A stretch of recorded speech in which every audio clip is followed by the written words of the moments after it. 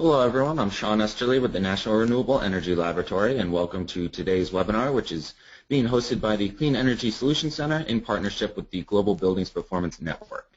And today's webinar is focused on how to upscale deep renovations using financial mechanisms, insight from best practice jurisdictions on incentives and drivers.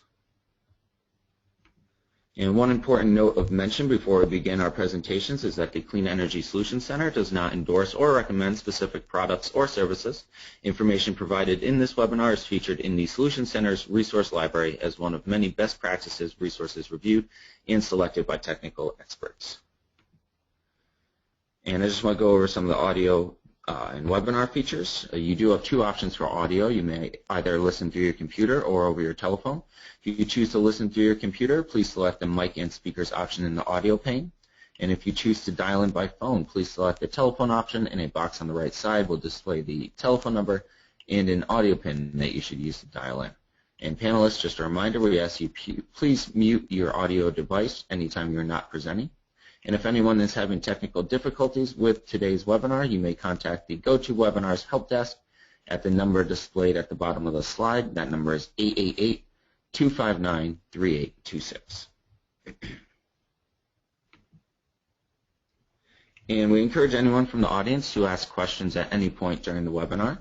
If you do have a question, simply go to the questions pane and type in your question there. If you are having difficulty viewing the materials through the webinar portal, we will be posting PDF copies of the presentations to the Clean Energy Solutions training page at cleanenergysolutions.org/training. Also, an audio recording of today's webinar will be posted to the training page within about a week of the broadcast. And just a reminder, we are also adding recordings to the Solutions Center YouTube channel, where you will find other informative webinars as well as video interviews with thought leaders on clean energy policy topics. And today's webinar agenda is centered around the presentations from our guest panelists, Sophie Schnapp, Rod Jensen, Adrian Boulier, and Robert Sahadi. And hopefully Adrian can join us. He's having some technical difficulties, so we'll hope to see him on the line shortly. Sean, we have Adrian now. Sorry to interrupt. Oh, great. Yes. Oh, very good. Thank you. And these panelists have been kind enough to join us today to present, to ask the critical question of how financing schemes can be developed to support and leverage the large investments needed to go deep in renovations. And two leading regions, the European Union and the United States, have been invited to present their innovative methods of using finance as a way to upscale deep renovations. And before speakers begin their presentations, I'll provide a short informative overview of the Clean Energy Solutions Center initiative. And then following the presentations, we will have our question and answer session moderated by energy efficiency expert Rod Jensen, followed by closing remarks and a brief survey. And this slide provides a bit of background in terms of how the Solutions Center came to be formed. And the Solutions Center is one of 13 initiatives of the Clean Energy Ministerial that was launched in April 2011 and is primarily led by Australia, the United States, and other CEM partners. And some outcomes of this unique initiative include support of developing countries and emerging economies through enhancement of resources and policies relating to energy access, no-cost expert policy assistance, and peer-to-peer learning and training tools such as the webinar you are now attending. And there's four primary goals for the Solutions Center. The first goal is to serve as a clearinghouse of clean energy policy resources. Second goal is to share policy best practices, data, and analysis tools specific to clean energy policies and programs. And the third is to deliver dynamic services that enable expert assistance, learning, and peer-to-peer sharing of experiences. And then lastly, the center strives to foster dialogue on emerging policy issues and innovation around the globe. And our primary audience is energy policymakers and analysts from governments and technical organizations in all countries. But we also strive to engage with the private sector and NGOs and civil society. And one of the marquee features that the Solutions Center provides is its no-cost expert policy assistance, which is known as Ask an Expert. The Ask an Expert program has established a broad team of over 30 experts from around the globe who are each available to provide remote policy advice and analysis to all countries at no cost to you. So, for example, in the area of buildings, we're very pleased to have Cesar Trevino, leader of the Mexico Green Building Council, serving as one of our experts. So if you do have a need for policy assistance in buildings or any other clean energy sector, we do encourage you to use this valuable service, and again, it's provided to you free of charge. So to find out if the Ask an Expert service can benefit your work, please contact me directly at sean.esterly@nrel.gov or at 303-384-7436. And we also invite you to spread the word about the service to those in your networks and organizations. So in summary, we just encourage you to explore and take advantage of the Solution Center resources and services, including the Expert Policy Assistance, database of clean energy policy resources, subscribe to the newsletter, and participate in more webinars like this one. And so now I'd like to provide brief introductions for today's panelists. The first speaker that we'll be hearing from is Sophie Schnapp, and Sophie is a policy analyst with the global research team at the Global Buildings Performance Network. And then helping to moderate the question-answer session today is Rod Jensen, and Rod is an independent energy consultant and editor of the blog Energy in Demand. And following Sophie for presentations, we will hear from Adrian Bullier. Adrian works at the European Commission on the Intelligent Energy Europe and Horizon 2020 energy efficiency programs on financing for energy efficiency and renewables, notably in buildings. And Adrian will be providing the European region perspective today. And our final presenter today is Robert Sahadi, and Robert is the Director, Energy Efficiency Finance Policy at the Institute for Market Transformation, where he leads IMT's work to develop and expand energy efficiency financing solutions for homes and commercial buildings. And Robert will be providing the U.S. perspective in today's webinar. And so now with those brief introductions, I would like to turn things over to Sophie.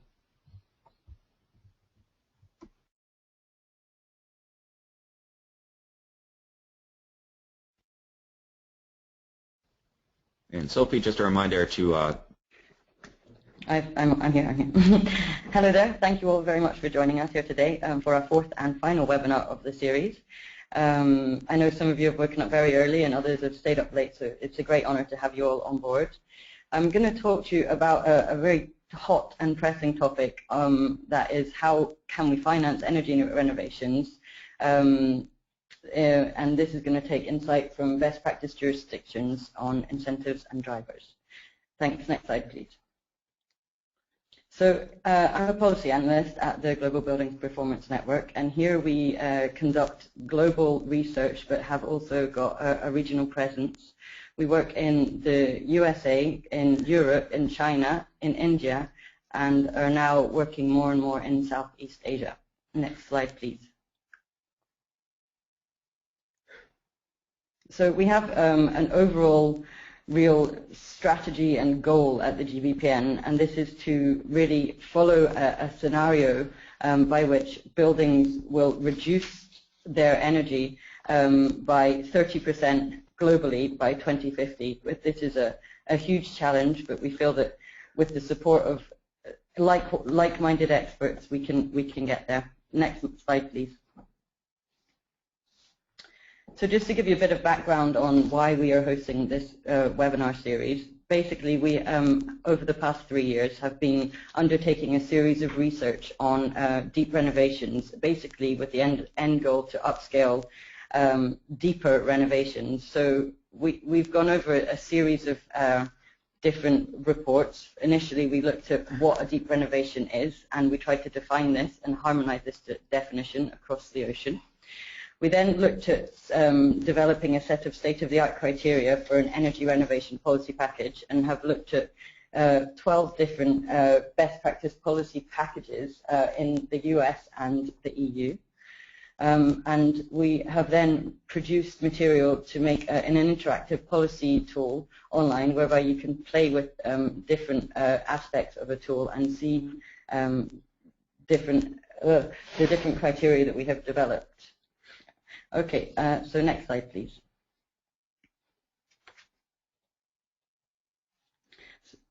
So this webinar series sets out to explain how countries have practically implemented best practices, what challenges and opportunities they've faced, the key lessons learned and some key success drivers that have enabled countries to upscale and go deep with renovations. And we have invited you to listen to this because we'd like to know how these can be transferred to different regions around the world. Next slide, please. So as I mentioned before, this is our fourth and final webinar of the series, and I really hope that you get some useful information and insight out of it. Thank you very much, and I'll pass you over.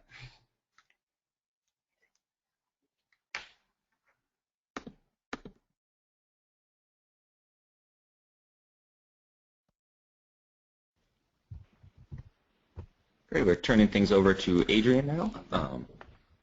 All right, let's see if this is working.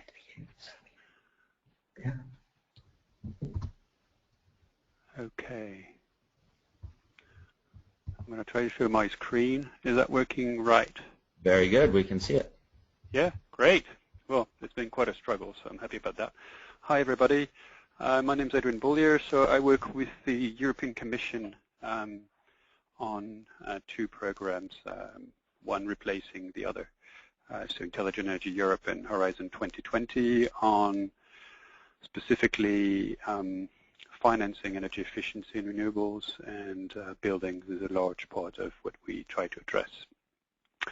So I'm not going to go into the details of the European policy because I wasn't allocated that much time, but you probably know that we have an objective of 20% energy savings by 2020, and we've just agreed on new objectives of 27% by 2030. And basically, buildings is a large part of what we are trying to address in energy efficiency because that's where a large potential is. I'm not going to make the whole argument also on why deep renovation and what deep renovation should be, but I'll try to go directly on the issues that are linked with financing for deep renovation, which are quite large.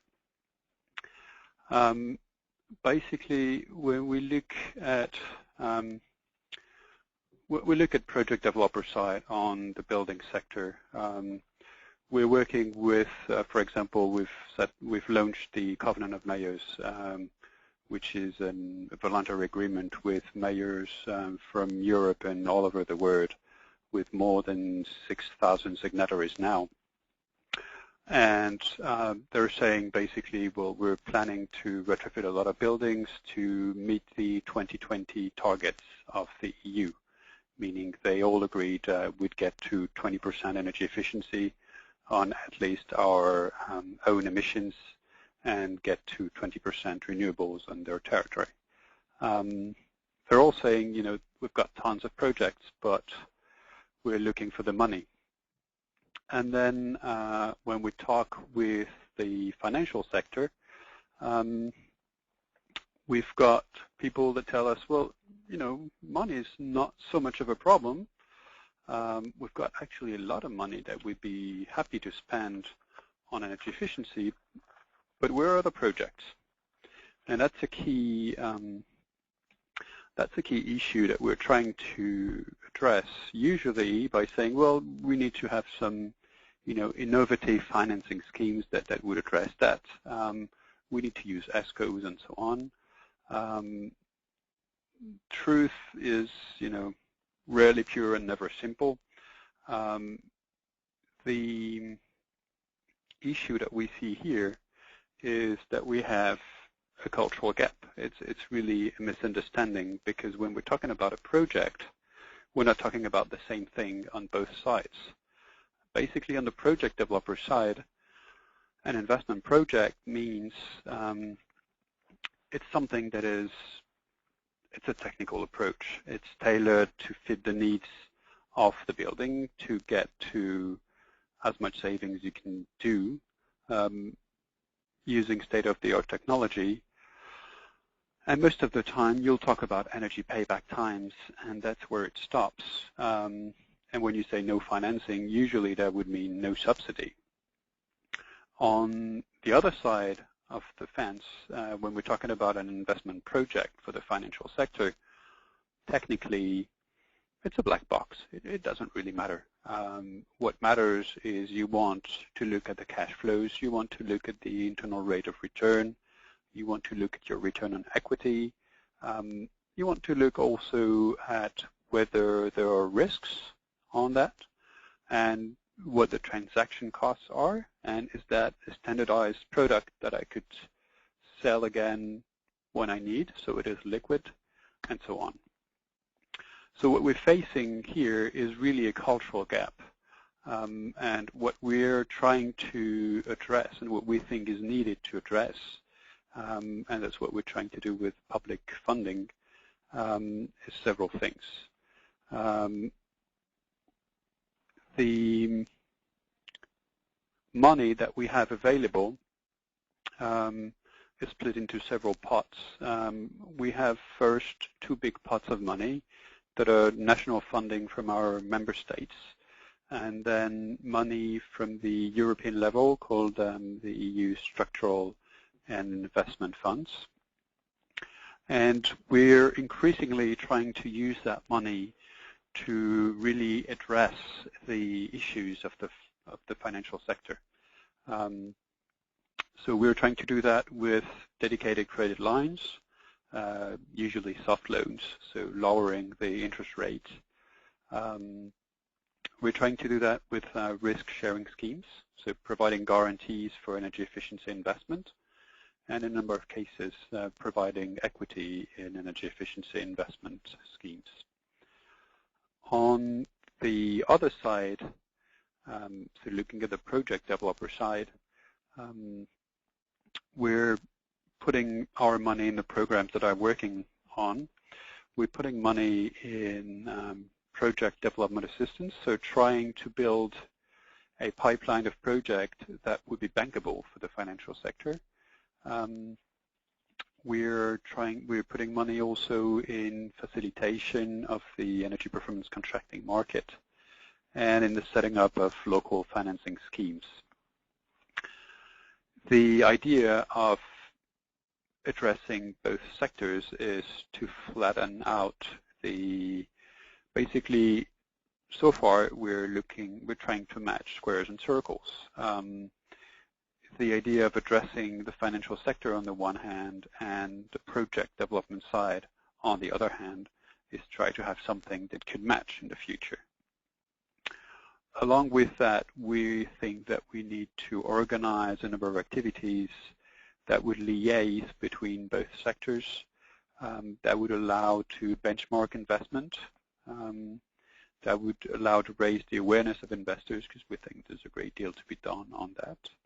That would basically organize dialogue mostly at the national level to develop roadmaps and identify what is needed to evolve. And overall capacity building on both sides. Financial sector needs to understand better what energy efficiency is, and the project developers need to understand better how the financial sector works. So that's what we're trying to do mostly with Intelligent Energy Europe and Horizon 2020. Now, more specifically, turning to deep renovation, I think technically, it is a challenge. However, it is being overcome in an increasing number of countries. Taking the example of France, we now have 100,000 dwellings, 580,000 square meters of commercial buildings are either labeled or just reaching the target of a low energy retrofit standard, which I would consider as a deep renovation. So it is becoming reality, but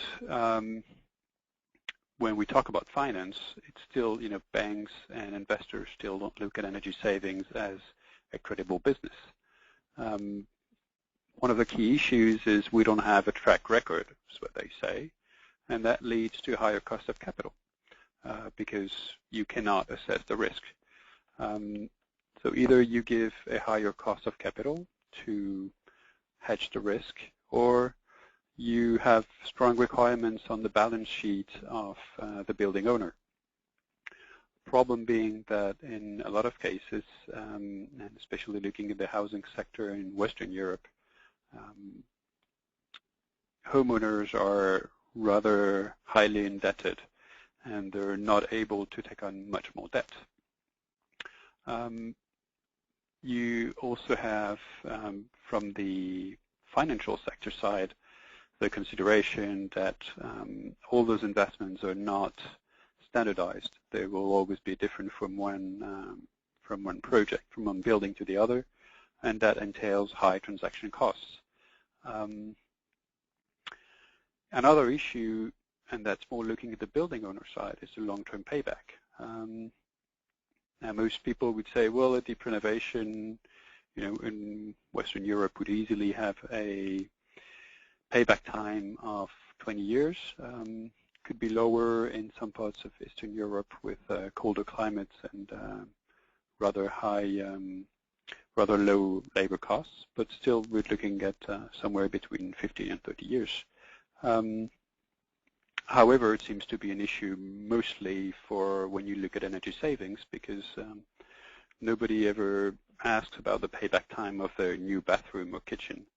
Now, what I'm trying to say is the more we will be able to integrate into the calculations the green value of the building that is also generated by the improvement in comfort, the improvement in health, the productivity of staff, and so on, the more we will be able to overcome this issue of the long-term payback. So I'm not going to deal with that issue, but I would highly recommend to look at the latest publications of the International Energy Agency, for example, dealing with this.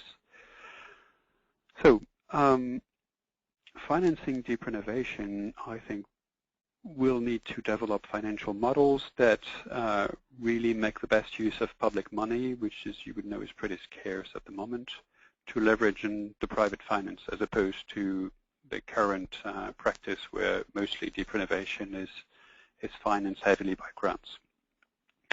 Another thing that we need to have is models that would overcome the aversion to debt of building owners. And that aversion is linked to issues on their balance sheets, especially for corporations. The time horizon of detention, because you might not want to own a building for 20 years. In many cases, also, there's split incentive between the tenant and the landlord.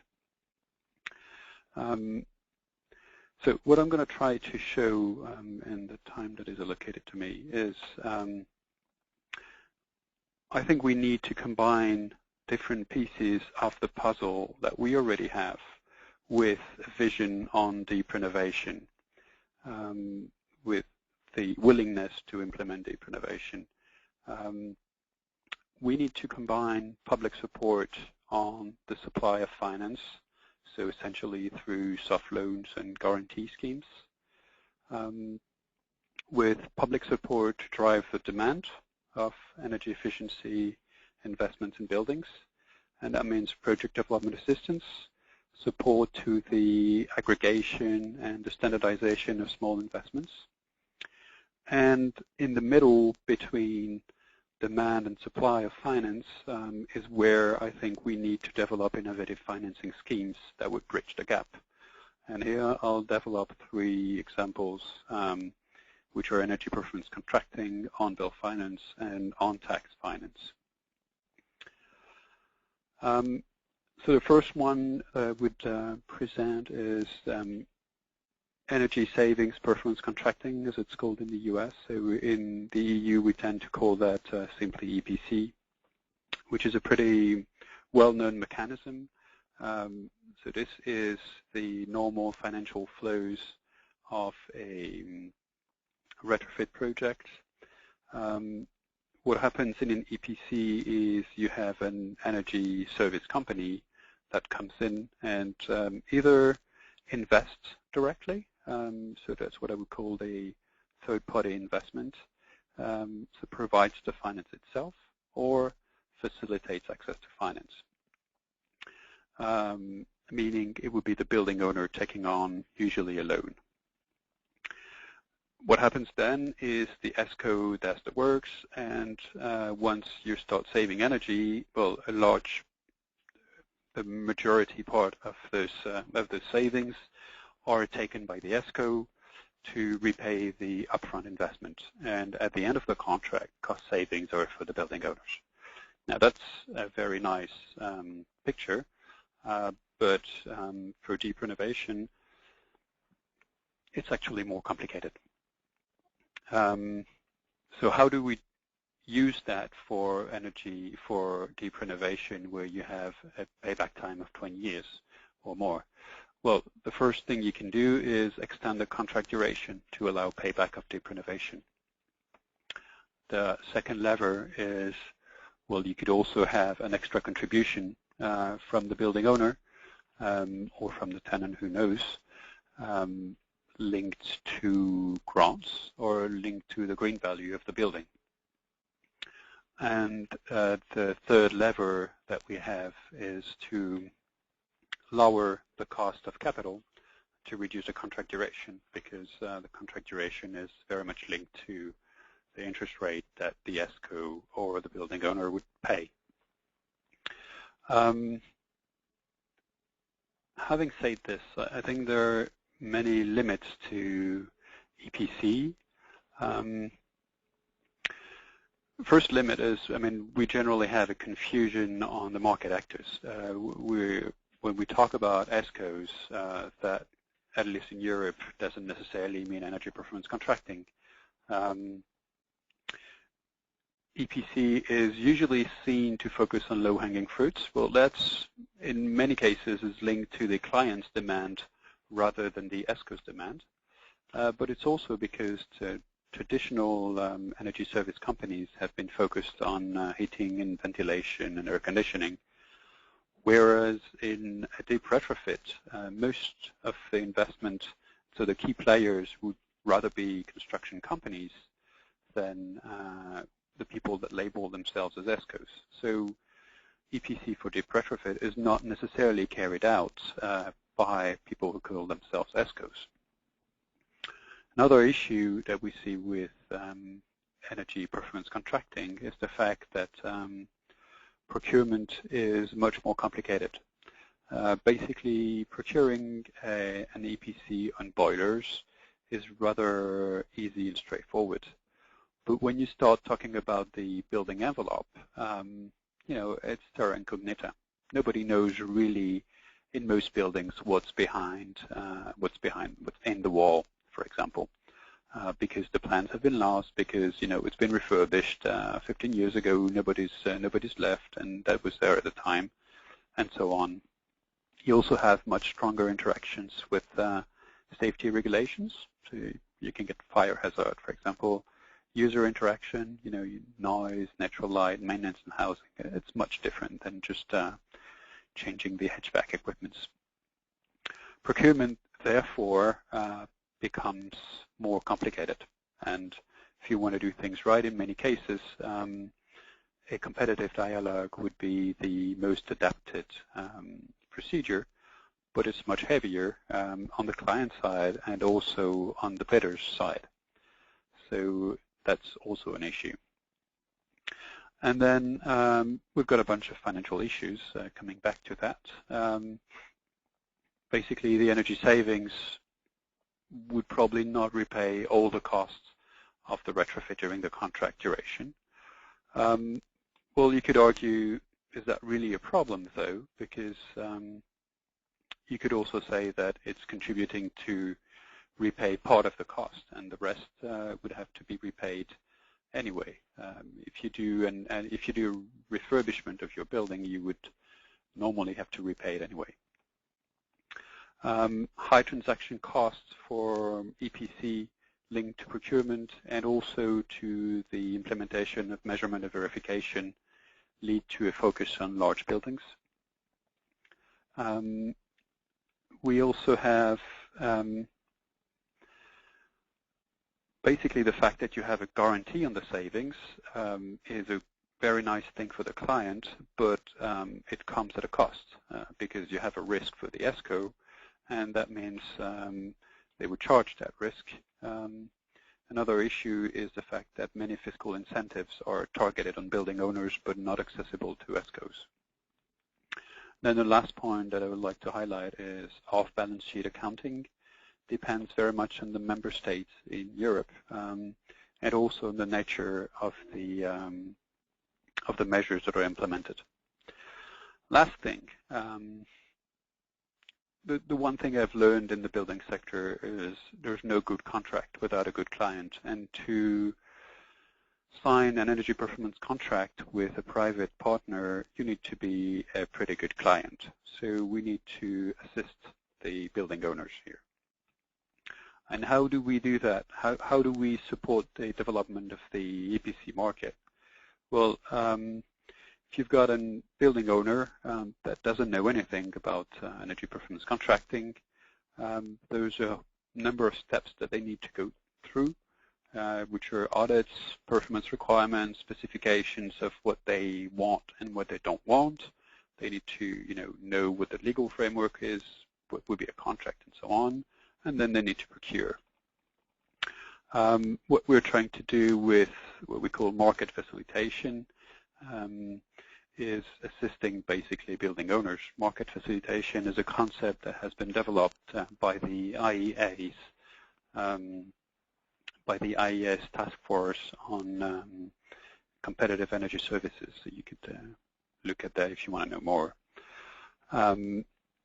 Another thing that we're trying to do to help basically level the risk and reduce transaction costs is pool different buildings together. So instead of doing one building at a time, you would do 10 of them in order to have a higher investment and to reduce transaction costs.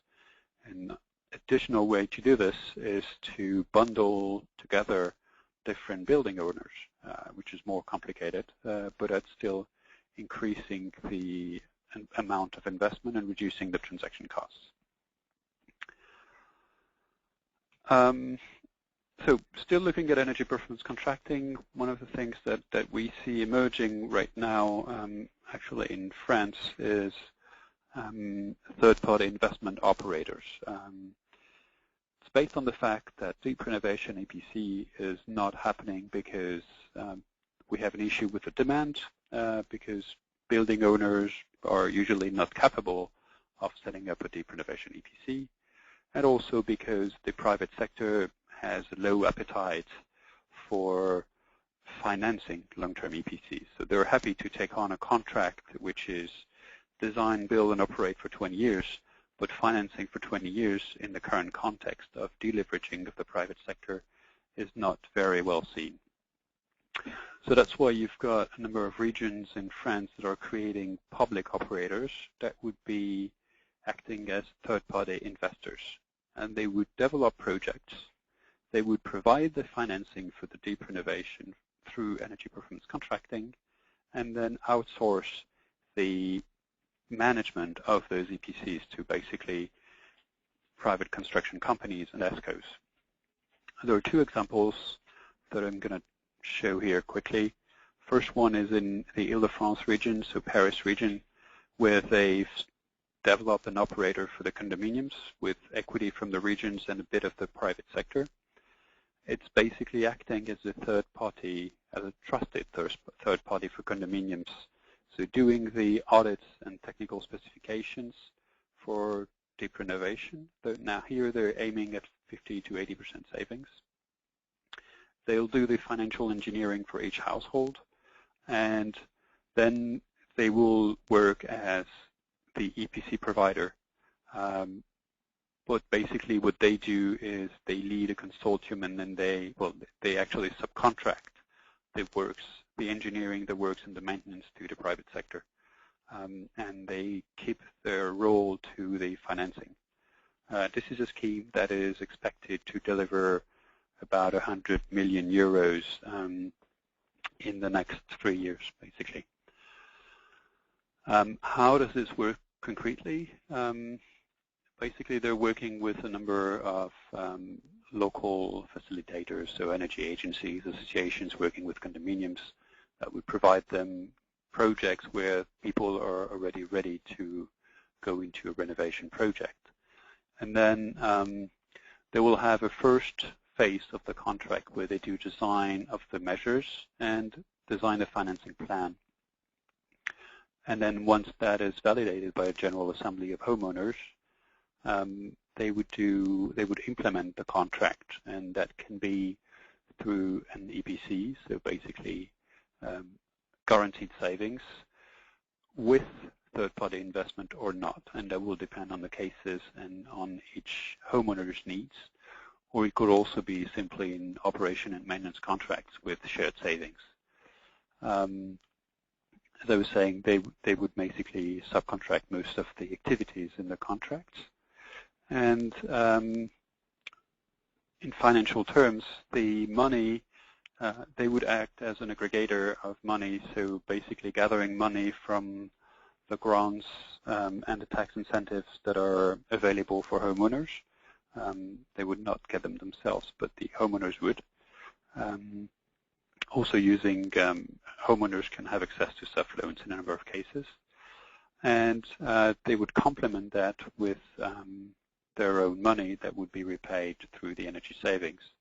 So money coming from their equity and long-term loans with the idea that they're able, due to the scale, to better negotiate on interest rates.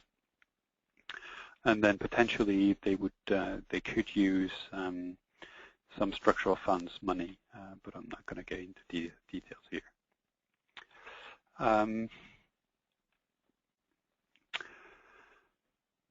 The other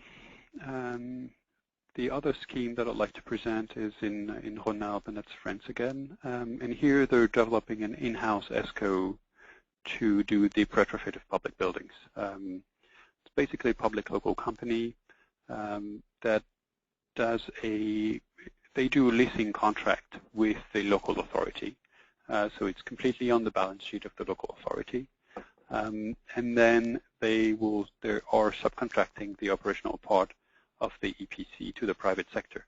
So it's basically a back-to-back contract on all the operational part of the EPC, but they are providing the finance due to the fact that they're better able to set up the contract and provide the financing. They are targeting deep renovation again. I mean, once again, the reason for these schemes to exist is deep renovation.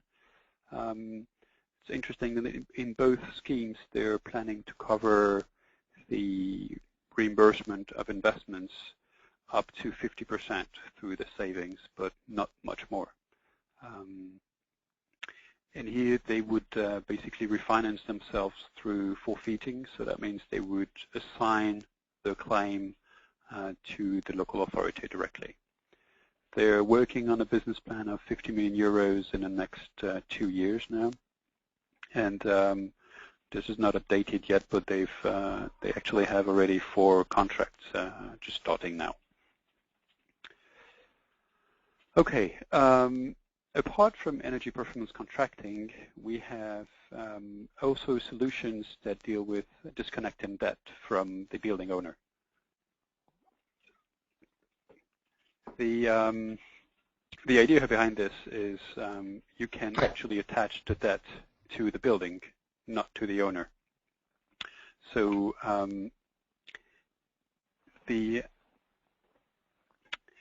so there are 2 key models here. One is Hi, Adrian. Adrian, yep. Sorry to interrupt, but we are going a little overtime. Do you think you could wrap up so we can move on to the next presentation within the next minute or 2? Yeah. If you give me 2 minutes, then I'll finish that. So basically, we've got models that are used to attach the investment to the building, so either to the energy meter or to the property. One of them is being rolled out in the UK, the other one in the US. The key point that I wanted to make here is they're not targeted on deep renovations, but they could perfectly be used to implement deep renovations if that is the ambition of the scheme from the start, which is, for example, what another region in France is trying to do now, is to use a sort of base scheme to achieve deep renovation, and their target here is 1,000 homes over the next 2 years.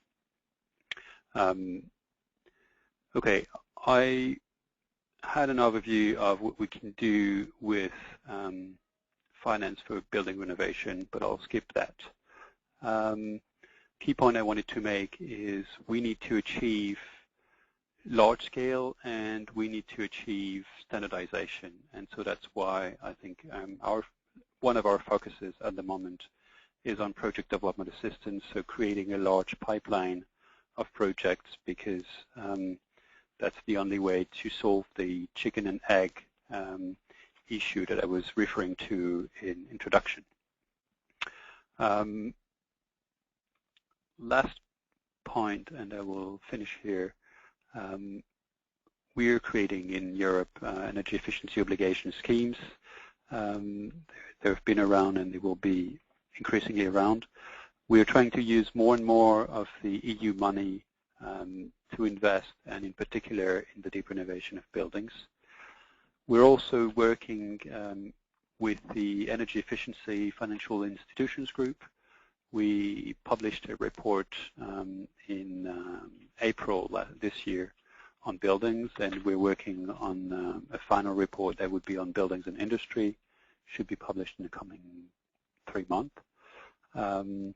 And a lot of the learnings is what I'm presenting today, also on the need for standardization and the need to better use public money.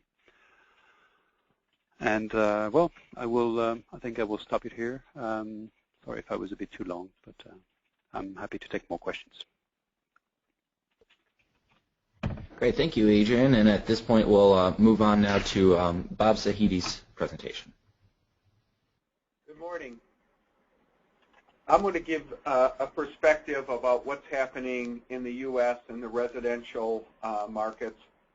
And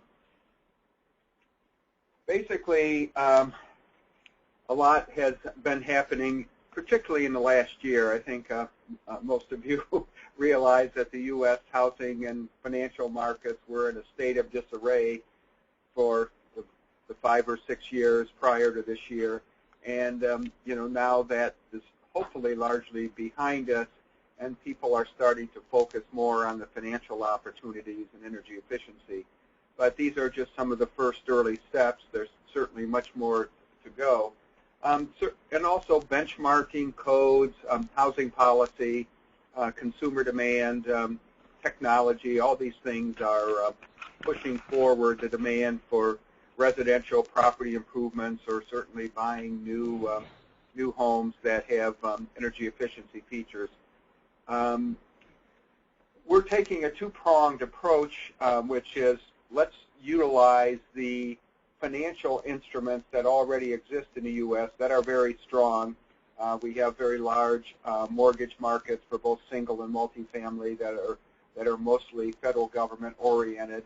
And in the multifamily space, we also have banks, insurance companies, real estate investment trusts, and others that are financing real estate development and improvement. On the single family side, a lot is happening in just the unsecured space.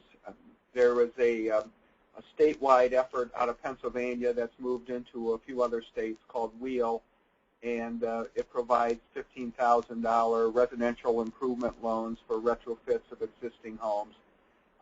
They had problems initially because there was a seed capital from the states, and that seed capital got pretty much subscribed to, and so they couldn't leverage their fund anymore. But finally this year, because of the success of the products in there and their good loan performance, they've been able to get a $100 million secondary market investment offering. So that program seems to be on its way.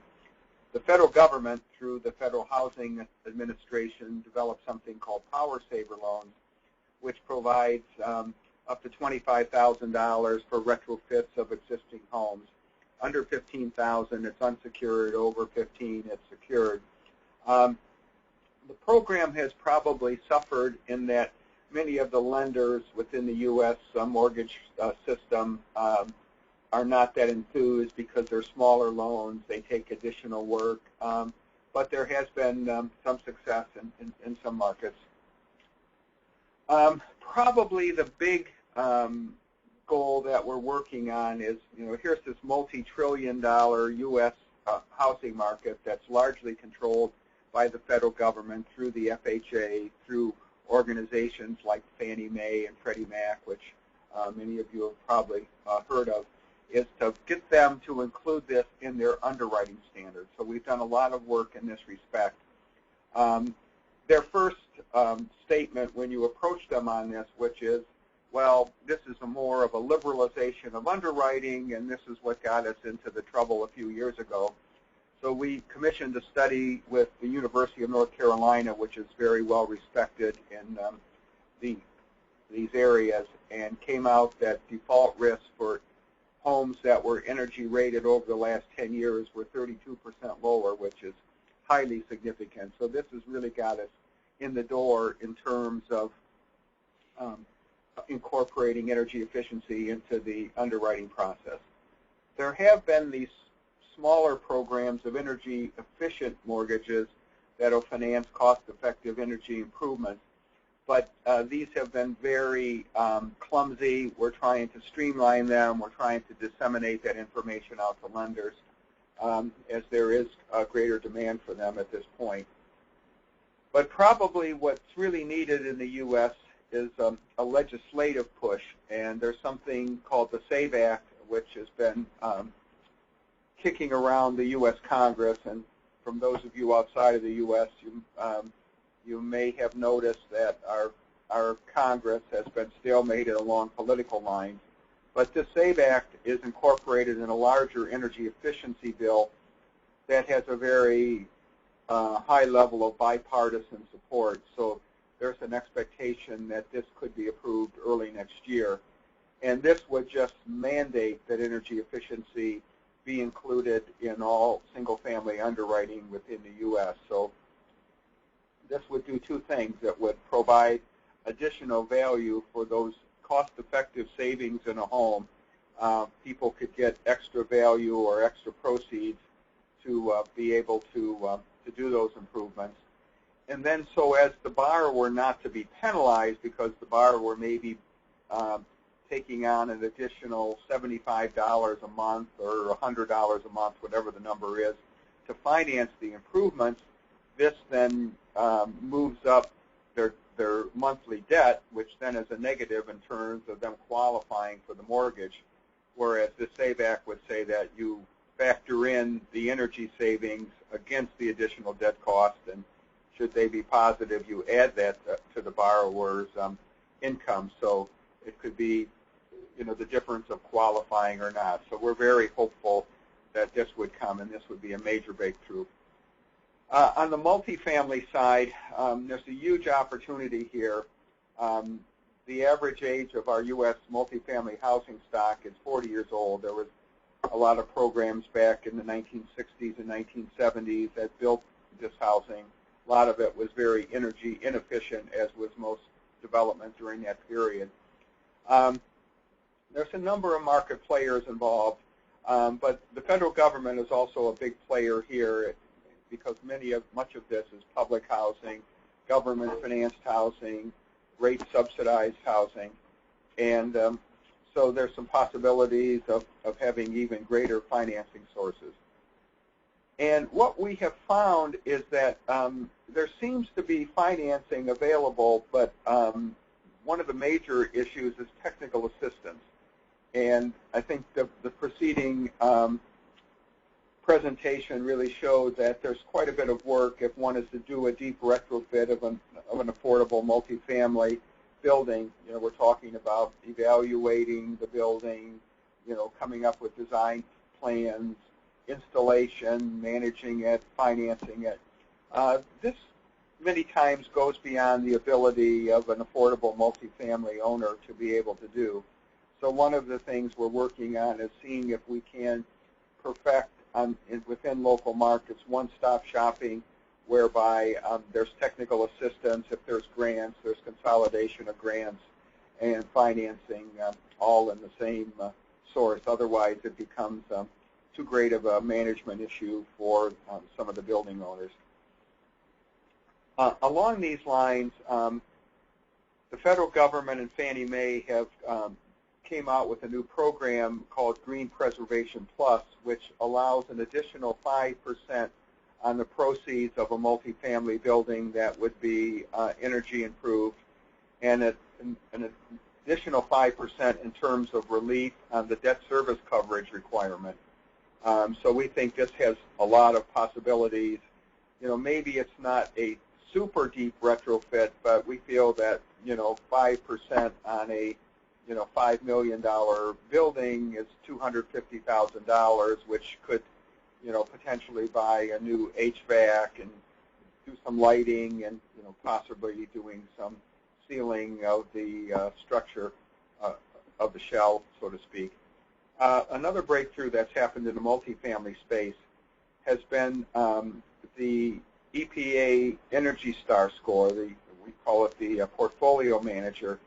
And the original tool, which many of you may have heard of, was designed for commercial buildings, and they never quite worked as well for multifamily. But in the last year, a number of multifamily investors, such as Fannie Mae, Freddie Mac, the federal government, provided you know, tens of thousands of their properties utility scores and other building characteristics, so that they were able to build an exclusive multifamily Energy Star score.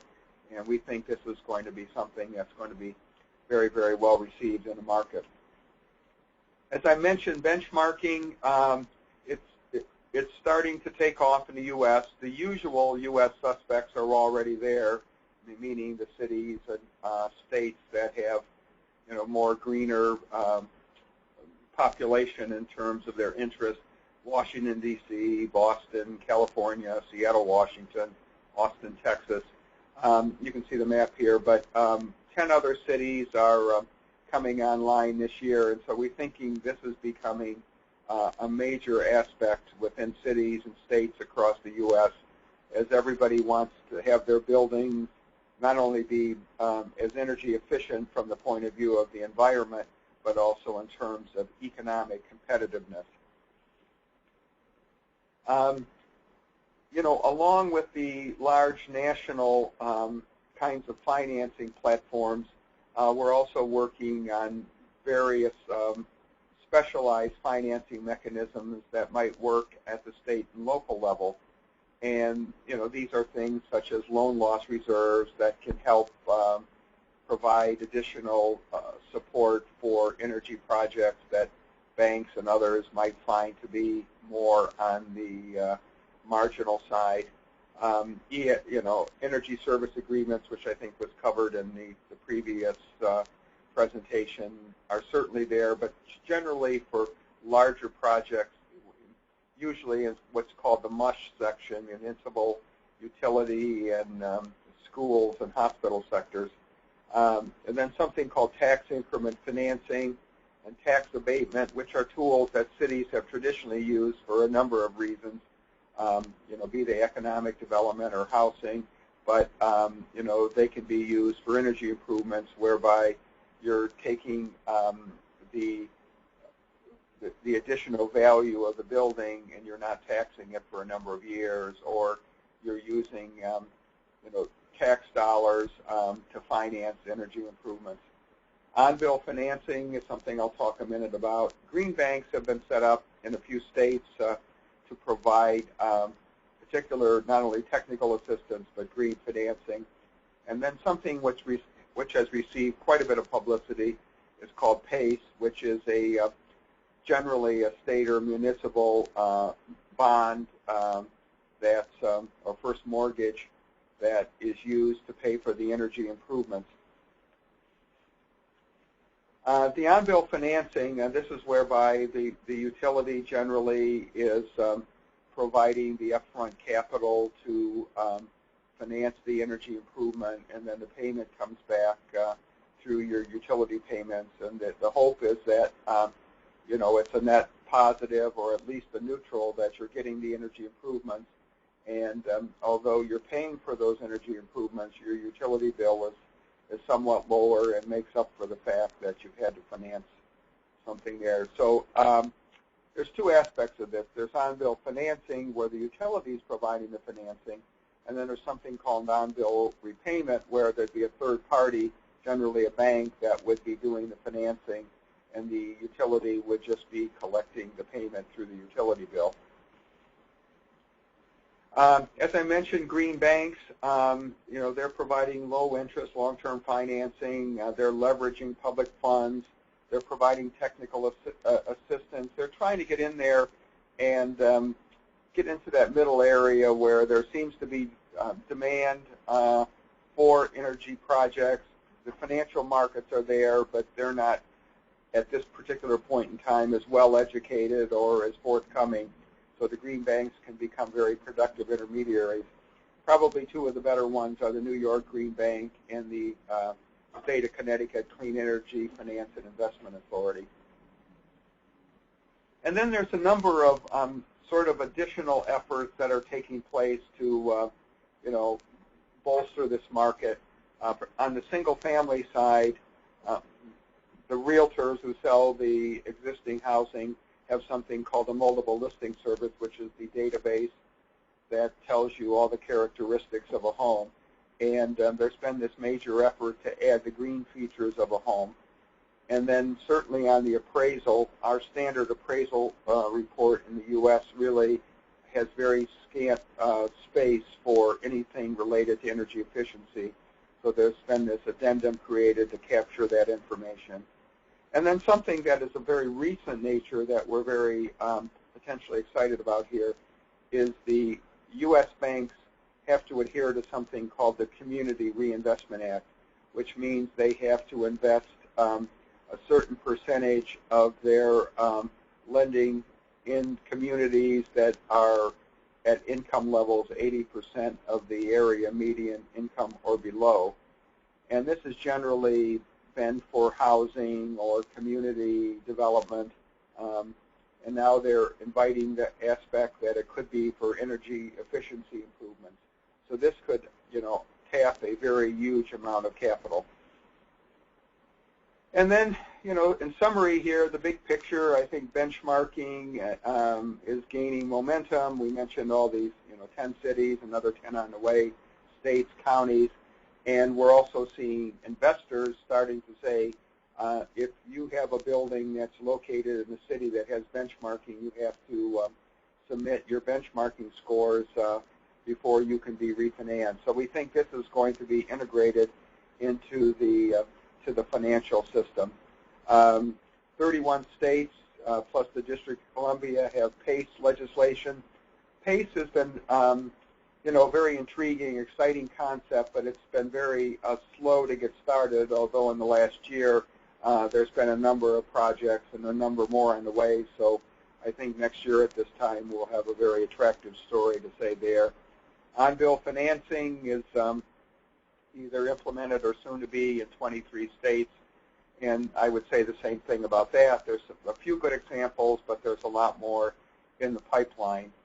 And then the probably big story is that commercial banks get greatly more involved in energy efficiency finance, and we can integrate energy efficiency into those federal programs for mortgage finance. And I'd be happy to take questions when we get to that part. Thank you.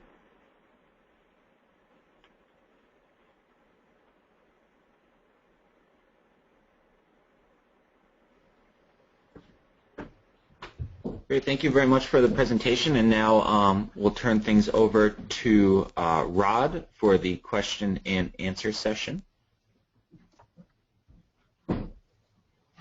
Thank you, Sean, and thank you both of the speakers. I think my name is Rod Jansen, and I have my own blog called Energy and Demand. And in Europe, when the Buildings Directive, the Energy Performance and Buildings Directive was being negotiated, I represented the European Council for Energy Efficient Economy in Brussels as we were trying to help push it along. So I've had a long involvement. Plus, I've been involved with the Global Buildings Performance Network since its beginning. So I've been quite involved in the whole building scene, both in Europe and globally. Both presentations I thought were excellent, and what I liked was the fact that they really covered the wide range of things. Bob mentioned the fact that the disarray in the U.S. until this year, in the last 5 or 6 years, I think there's been a big disarray everywhere. In Europe, the buildings directive that we currently have was negotiated in 2010, and it almost stumbled right at the end because of no one knew what to do in terms of renovating buildings. Everybody knew we had to, but the rapporteur in the European Parliament almost had the whole thing collapse because she wanted to see financing included. What we've seen from Adrian right now is such a wide palette of things that have come up in the last couple of years. I think things are starting to come together.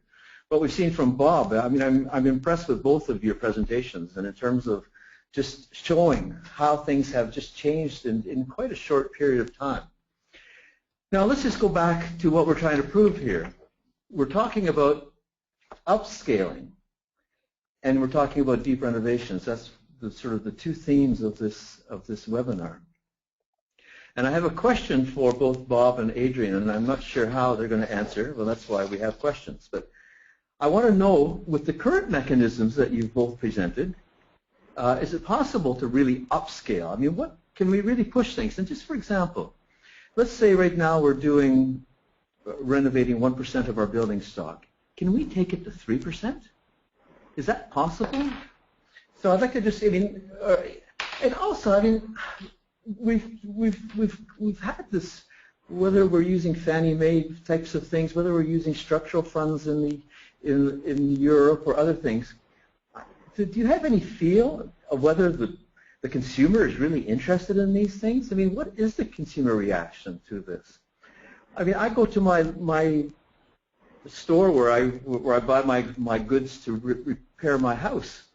I can get a loan from the Home Depot type of thing, the home-based type of shop, to replace my kitchen. And Adrian mentioned kitchen. But I can't get it to renovate my house. And so we've got a bit of a disconnect there. I'd like to hear just these couple little issues from both Bob and Adrian before we open it up to the general audience. This is Bob. Yeah, I think the possibility to go to 3% is, you know, certainly possible. On the new construction side, over the last few years, over 30% of new homes are energy rated homes. So I think we're seeing a lot of progress there. I think we'll continue to see that number grow, and certainly if something called the SAVE Act passes, or as codes become much more stringent, you know, all of your new building stock probably 5 or 10 years out will be energy efficient. I think you point to probably the greater opportunity and the more difficult, which is the existing housing stock, particularly single family in the U.S. You know, I think part of, you know, there's been, you know, programs that have not been subscribed as well as their designers may have intended. And I think part of the issue is we're trying to take energy efficiency outside of the normal financing cycle. Mm-hmm. And so to the extent that we introduce the energy efficiency decision as people buy a home, or either new or existing, and they could be buying an existing home and they could be told, yes, you're buying this older home, and you could be able to get an additional 5% or 8% or whatever the number is to do some needed energy improvements on this home as well as get the mortgage. I think that tends to, you know, possibly incent people, but probably more so is on a refinancing, which people tend to do quite often in the U.S. as interest rates change. Now I've lived in this home a few years, and I can see its energy inefficiency, and now I've got an opportunity to refinance as well as possibly replace my HVAC and lighting and a few other things. So I think there could be some uptake there. And part of this integration that I talk about is not just integrating it in the underwriting standards, it's also integrating it into the consumer information process so that as consumers go to buy a home or refinance a home, they're given information about energy efficiency. So it becomes a very explicit decision. Yeah, I'm either interested or I'm not, as opposed to something that might not even come to mind for most consumers. So I think there is some very great potential here, but quite a bit of work to get there. Adrian? Thank you, Bob.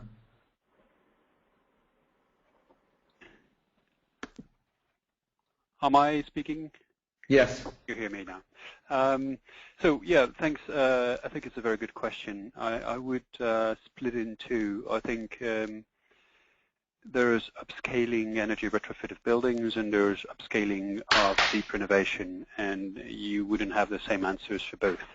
So the first one, maybe not the easier one, is upscaling energy retrofit of buildings in general, so shifting to a 3% retrofit rate rather than 1%, which is very optimistic actually.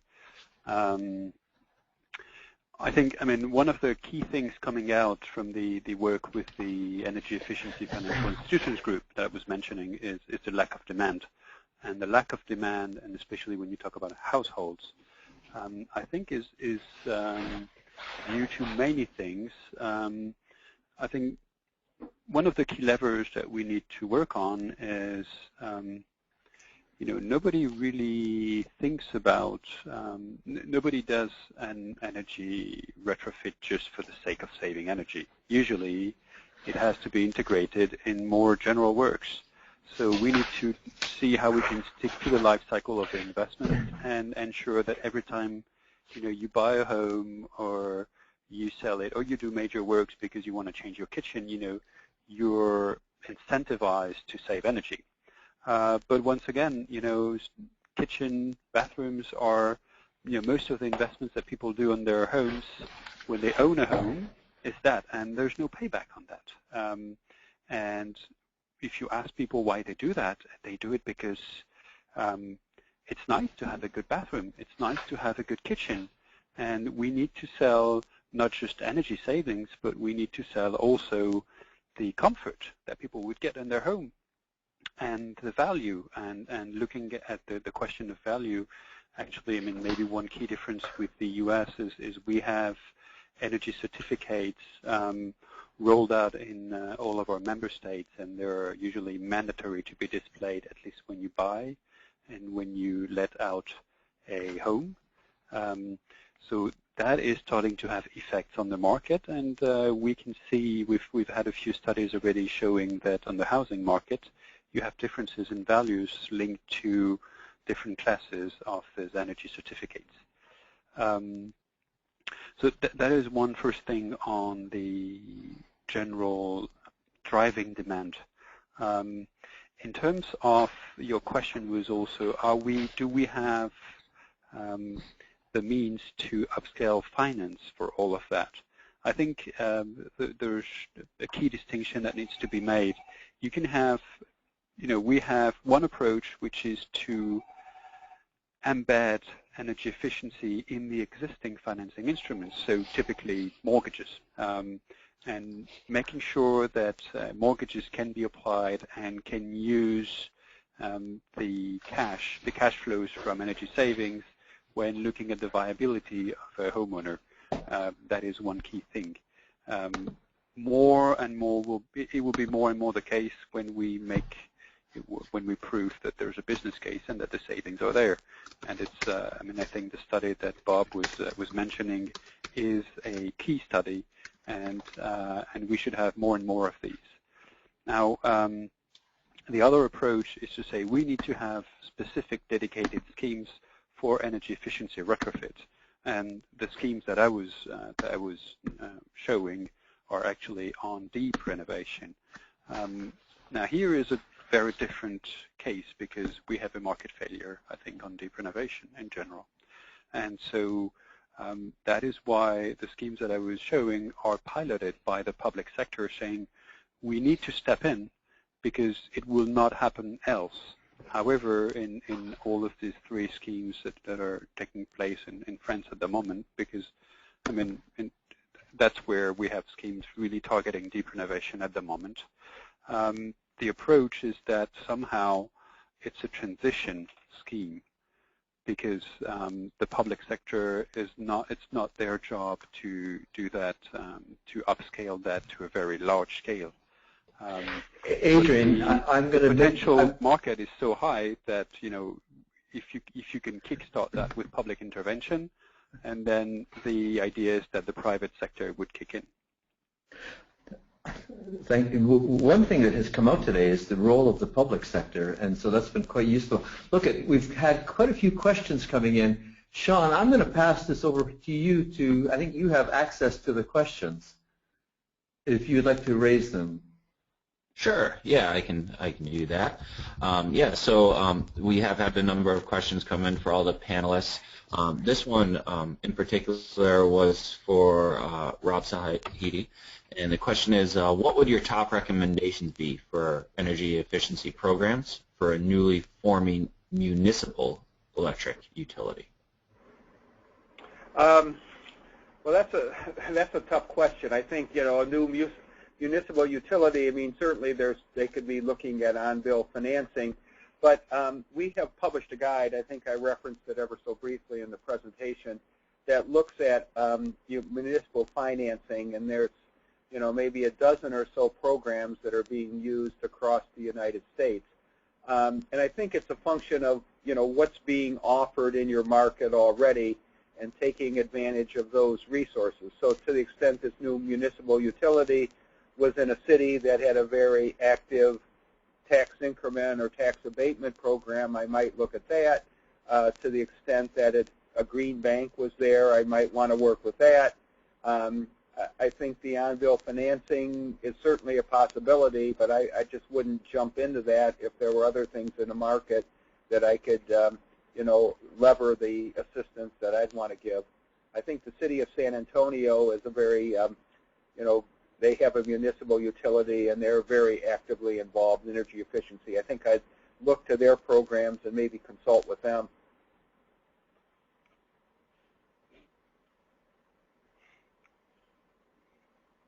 Great, thank you, Rob. And moving on now to the next question. This one's for both of you. And it just asks, they note that they have heard that the key barrier perceived by industry is a lack of demand from consumers.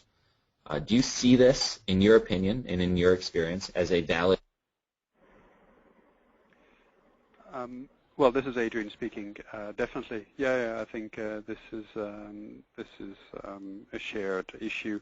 That's why we're putting quite some efforts into project development assistance, which basically aims at helping demand. Now, if you know, either generating or helping demand, because you know, it's one thing to say I'd like to refurbish my home, and the other thing is to do it. Now, we may lack people who actually want to energy retrofit their home, but so that's another issue. But already, if you can help people get to the next step, that would already increase demand. Yeah, I would say certainly on new homes, you know, we're seeing consumers increasingly demand energy efficiency. A number of studies have come out from national home building organizations that where prospective home buyers are to the tune of close to 90% saying that they would want energy efficient improvements in their homes, and they'd be willing to pay even a few percent more for those. So I think that the consumer interest and demand is happening on the new construction side. I kind of look at it similar to the automobile industry in the U.S., whereas 15 years or so ago, people looked at the value of a car based on its number of cylinders and its size and the kind of wood that was on the dashboard, and now there's so many other indicators of performance, such as miles per gallon, crash tests, monthly maintenance costs, residual resale value. So I think we're coming on the new construction side to a more of a performance standard for housing. I think the difficult issue, as has been touched on a number of times during this conference, is the existing homes, and there have been a number of programs that have been disappointing in terms of the number of people who have been interested. And I guess I take that back to my earlier comment, which is that you have to hit people during the normal financing cycles. It's very difficult for people to go out of cycle and to find, I'm just cruising along, living in my house, and now I'm going to undertake $10,000 worth of improvements and figure out a way to finance them, as opposed to I'm buying a house or I'm refinancing a home and maybe I undertake it there. But I think it's a combination of ease of finance and education and access.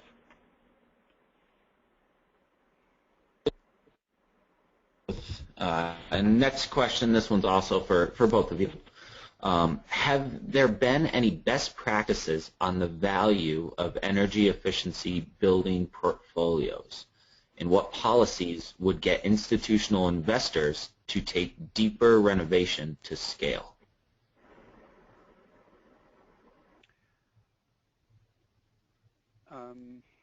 Well, that's a difficult question because I think it very much depends on the type of buildings that you're talking about and the countries and the type of then investors that you're talking about. Right now, when you look at mostly the commercial buildings, we have an obstacle, at least in Europe, that's linked to the valuation methodologies, which is mostly retrospective, so looking at previous transactions and saying, well, I don't see a difference in previous transactions. We're slowly overcoming this obstacle because previous transactions are proving more and more that you have a green value on green buildings. Although, I mean, that is very much linked to the new build or really deep retrofits of commercial buildings. And then I think if you're talking about the perspective of large building stock managers, it depends very much on what their portfolio strategy is. If you've got short-term investors, so people who would own building stocks for 5 to 10 years, which would be the case in the commercial building sector, the difference might not, the difference is mostly the value of sale. If you've got long-term owners, like you would have, for example, in social housing sector and in the public sector in general, then you could factor in also other factors such as the level of rents and the level of non-payment of rents, the time it would take to rent your dwellings or your offices when they go void, and so on. And so that has an impact on profitability. There's no clear best practice, but it's just evolutions in practices a bit all over. It's hard to track this, I think. Yeah, I would say that there's, when we look at the A building stock, the investors are already pretty much there, that they would expect an A building to be, highly energy efficient and maybe even have a green rating, particularly in the larger metropolitan areas. I think with the older B building stock, which is more problematic, I think investors are starting to look at it from, the point of view that benchmarking, codes, all these factors are starting to become much more commonplace in the market. So I, at least from a defensive point of view, might be leery of buying a building that has, some energy issues, and less people view my portfolio as being a brown portfolio versus a green portfolio. So I see slowly this aspect of, now I have to pay attention to this. You are what you measure, somebody once said, and now we're starting to measure the energy efficiencies of different buildings through benchmarking, and so investors have to be mindful of that. So I would say that as, this benchmarking increases throughout the country, this will become an increasingly bigger part of the analysis of investors in terms of buying or selling buildings. I think there was a study that came across my desk that I can forward and to our seminar coordinator and can send it out to the attendees. Yeah, just to build on that, I mean, there are several studies on green value, and in the end, we're more and more talking about brown discount rather than green value, meaning that it's not so much the added value on an A-class building, but it's rather the loss of value on the F and G class, for example, which you would have in Europe, and that is becoming a reality. Okay, thank you both again. We do have a few more questions to get to. This one asks how Europe, are there any examples in Europe of taking the homeowner from being a passive consumer to an active prosumer, meaning both producer and consumer? So Adrian, maybe we could start with you for this one since they asked about the context in Europe, but then we can move on to Rob if he has any examples. Well, we do have a lot of examples where, I mean, I wouldn't even have a figure, but we've got actually millions of homeowners who have PV, so solar photovoltaic panels on the roof that are producing electricity. And one thing I would mention also is that usually you would see that they slightly decrease their energy consumption because that increases their awareness on energy issues. So in that sense, we have a lot of this. We also have a number of projects usually run at local level that try to engage a bit beyond that with households. I wouldn't have exact concrete cases to give to you, but yeah, we have a number of this being run all over Europe. Not sure that answers, but Hi, this is Rod. I think in terms of Europe, what we're trying to do is take a much longer-term view. We've started with nearly zero energy buildings, where for new buildings in 2019 for public buildings or 2021 for all buildings, that they will be a net zero building. Some of them will be producing extra that they will sell to the grid or wherever. Now there's more and more work done to actually do nearly zero energy building retrofits. That's still at a fairly early stage, but the work is starting to happen. But I think in terms of going from a passive, and I think that's a good expression, to an active or prosumer, when the policy was approved by Parliament and Council, they really took a longer-term view of it. But don't forget, when I say a nearly zero energy building, I'm talking about all buildings inside the European Union for 2019 and 2021. We're not talking about just in Denmark or in Spain or whatever. We're talking that these will be policies that will be implemented Europe-wide. It'll be a slow take-up, and the countries right now are required to produce their strategies, how they're going to achieve that. But it's slowly happening, or maybe quite quickly. I don't know. It depends on your perspective. Great. And I'd like to get to one last question. So if we could maybe keep the responses to about a minute each. And the question asks if anyone has any experiences or does anyone know of any experiences with scaling up renovation and deep renovation in emerging economies such as South Africa, South America, or Asia? I don't need a minute. I just don't know. No, I'm pretty much the same. All right. There's a lot of talk, but I haven't seen a lot of action. Okay, thank you, guys. And that is the last question that I had from the audience. And so we'll move on now to the attendees survey.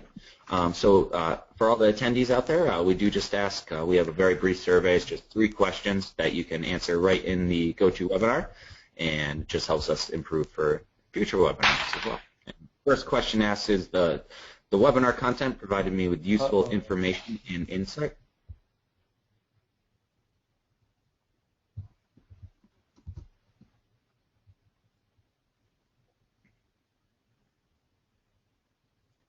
And second question, the webinar's presenters were effective?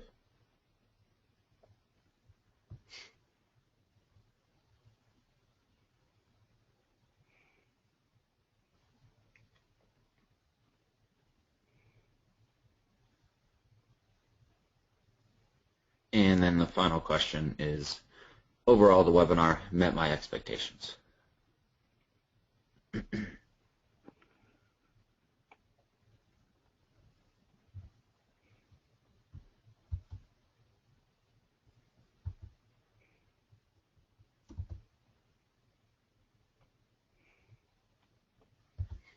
Great, thank you everyone for answering our survey. And on behalf of the Clean Energy Solutions Center, I would just like to thank each of our expert panelists for joining us today and for the presentations, and to our attendees for participating in the webinar. We very much appreciate everyone's time, and I do invite all the attendees to check the Solutions Center website to view and download PDF versions of today's slides. Also, within about a week of today's broadcast, we should have the audio recording up there if you'd like to go back and listen to any of it, or share it with any one in your networks and organization. Another reminder, we are also posting webinar recordings to the Clean Energy Solutions Center YouTube channel. And with that, I hope everyone has a great rest of your day, and we hope to see you again at future Clean Energy Solutions Center events.